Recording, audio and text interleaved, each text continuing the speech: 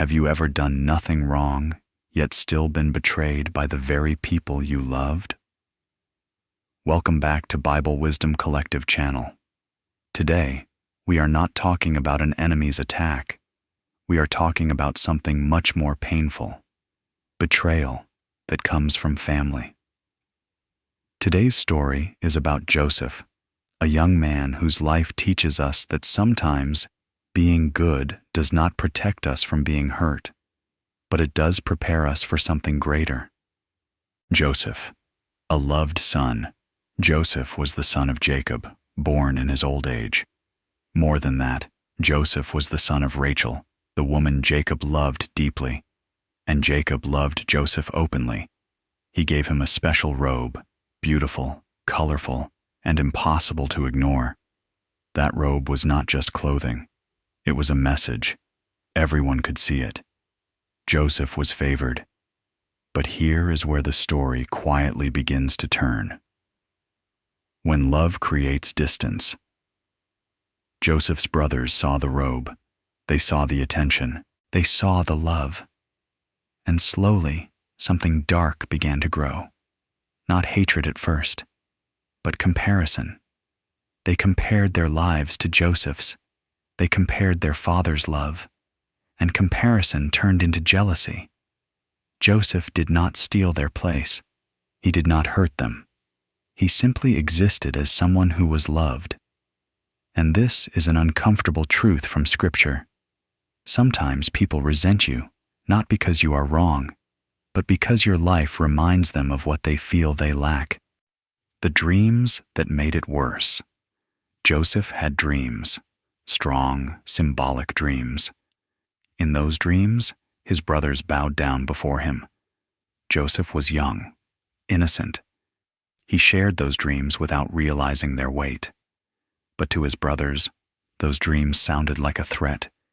They didn't hear hope. They heard danger.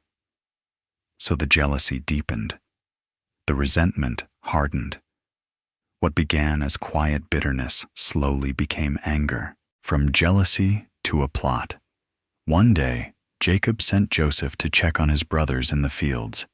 Joseph went willingly. He had no suspicion, no fear, no sense that anything bad was coming. But when his brothers saw him from afar, the robe was the first thing they noticed. And in that moment, something broke. They said to one another, "Here comes the dreamer."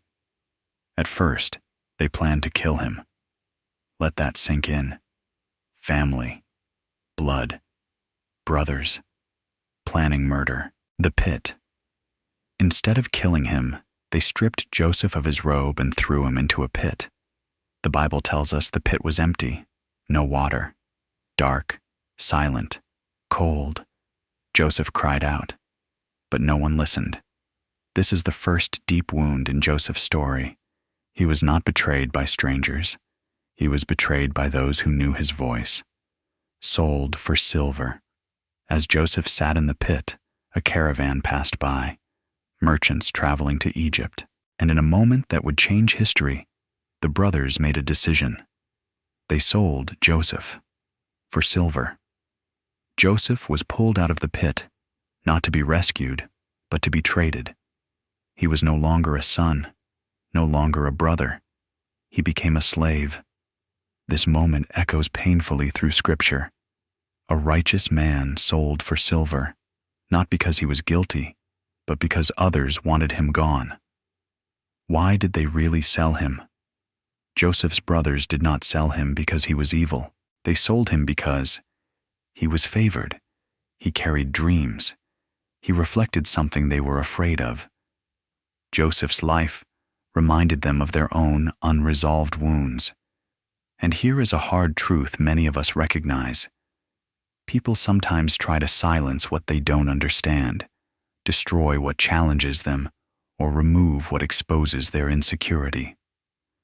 Joseph became a target simply for being who he was. On the road to Egypt, Joseph was taken far from home.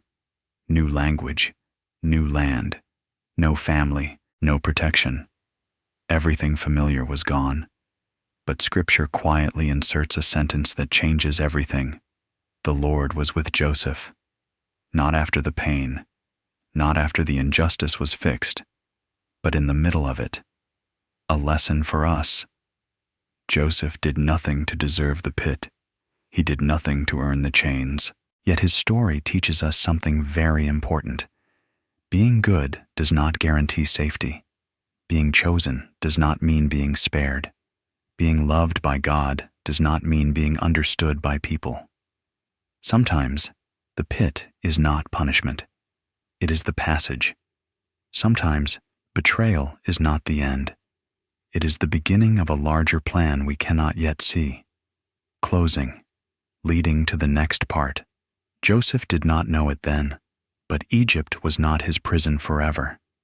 It was his preparation. In the next part, we will see what happens to Joseph in Egypt, how he lives as a slave, how he remains faithful, and how even there, God continues to work quietly.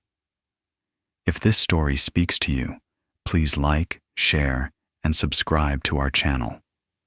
It's a small click, but a meaningful way to support us as we continue this journey and walk alongside you toward a better life, one day at a time.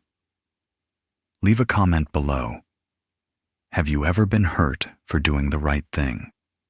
You are not alone, and your story, like Joseph's, is not over yet.